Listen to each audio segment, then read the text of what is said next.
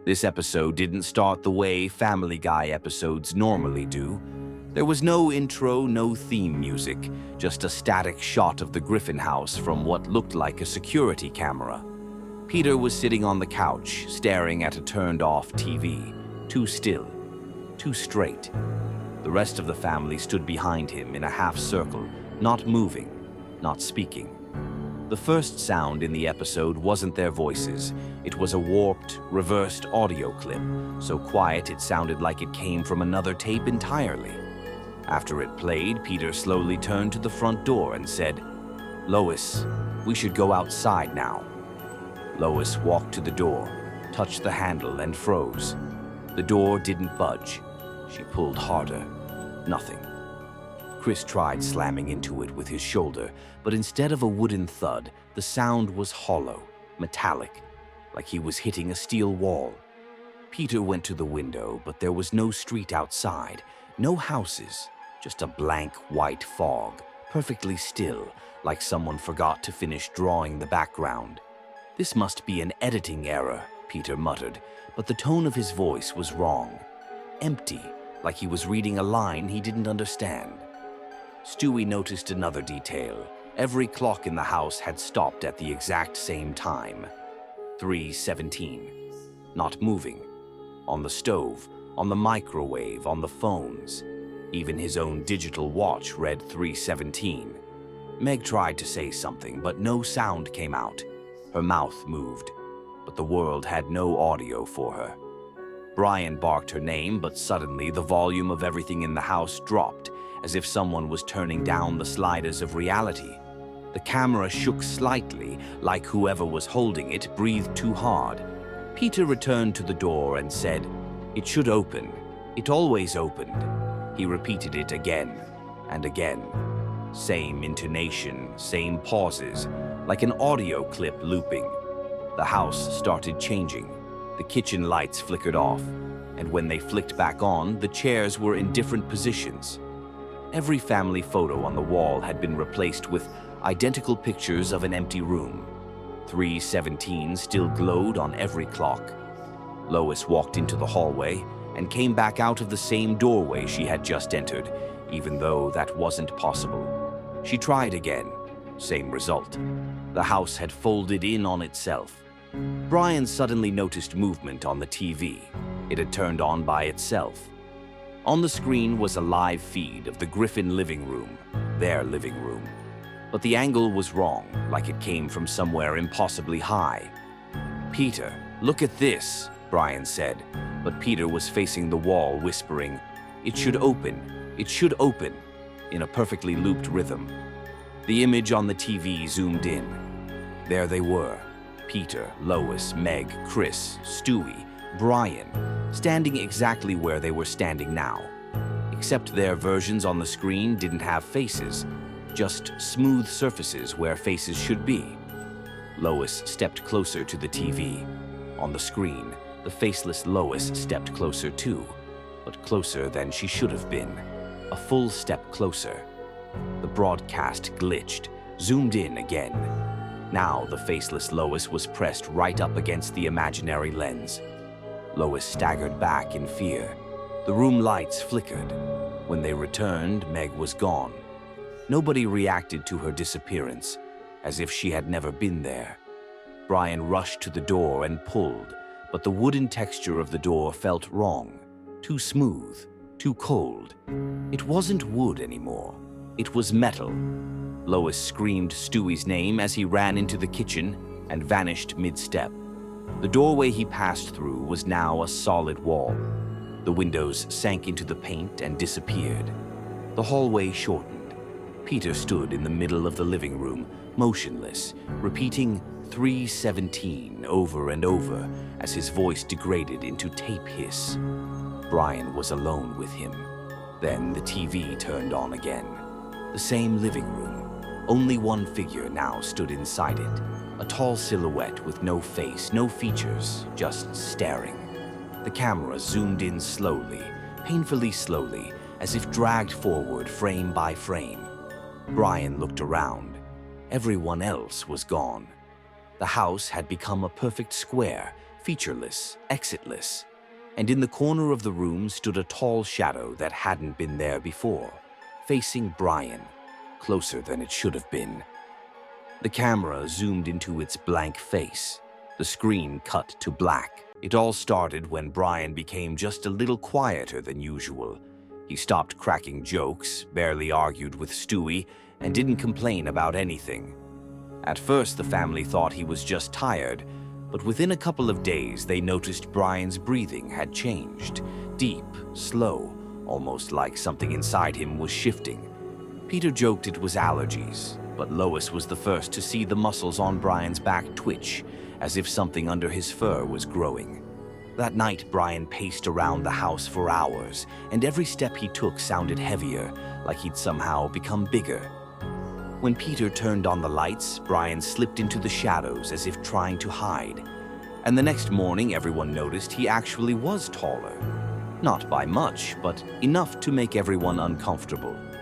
On the third day, Meg disappeared. Peter walked through the whole house calling her name, but there was no answer.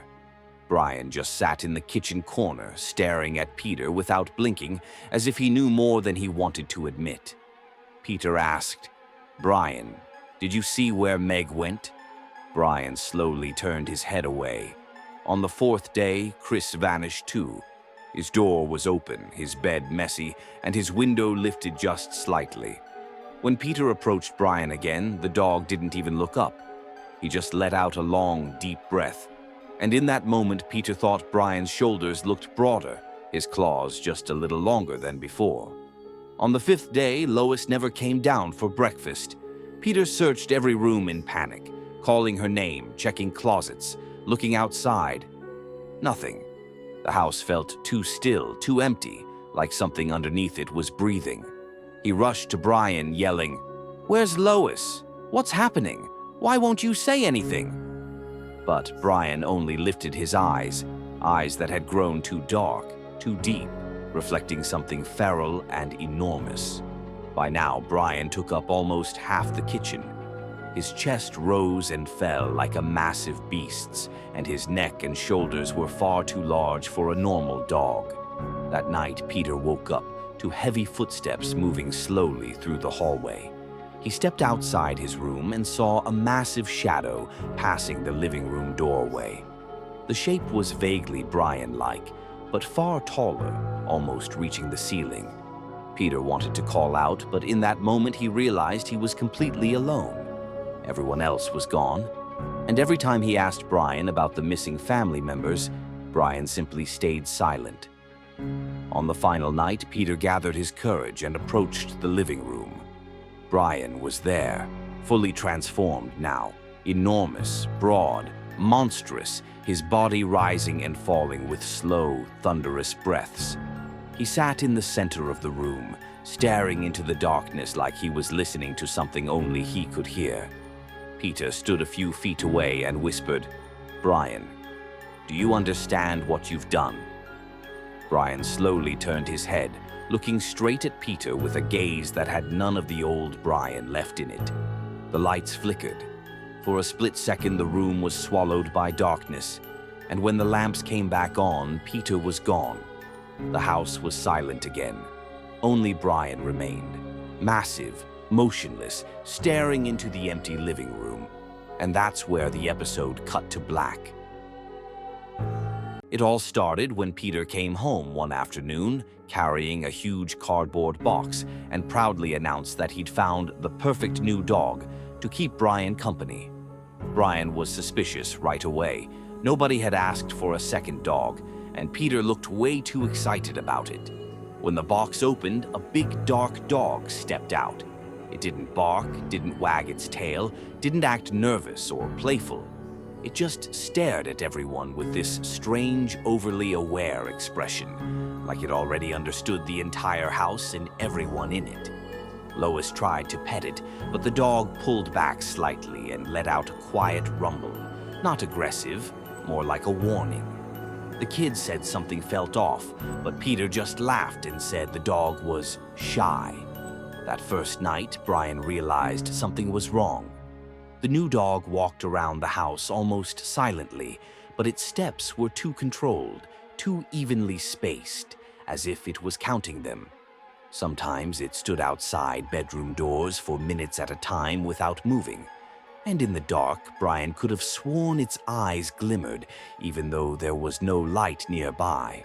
By the third day, the family started complaining about strange scratching sounds at night, but no one could tell where they came from. Peter brushed it off, insisting the new dog was adjusting, though Brian knew that wasn't true. The dog barely ate, yet somehow got bigger every day. Its breathing at night was heavy and deep, echoing through the hallway like it was sitting right behind the walls. One evening, Chris said he saw the new dog standing in the corner of the living room, staring at the blank television screen as if it were watching something only it could see. On the fourth day, things got worse. Family members began disappearing one by one. First Meg, Peter claimed she'd gone to hang out with friends, but her phone was still on the kitchen counter. Then Chris vanished. Then Lois. The house became unnervingly silent. Brian searched every room, but there were no signs of where anyone had gone. The new dog, already enormous now, spent most of its time sitting by the basement door, guarding it like something was down there. By evening, even Peter was gone. No note, no explanation, just silence. Brian realized he was alone in a house that felt less and less like home, with only that strange dog left, watching him more openly now. He gathered his courage and walked toward the living room, determined to figure out what was happening. But as he reached the stairs, the lights suddenly went out. Heavy breathing echoed through the darkness, closer than ever. The lamps flickered once, and Brian saw it. The new dog standing in the center of the room. It was far bigger than before, impossibly big, and slowly lifted its head to look directly at him with a stare that froze him in place. Brian tried to step back, and right at that moment, the episode cut to black.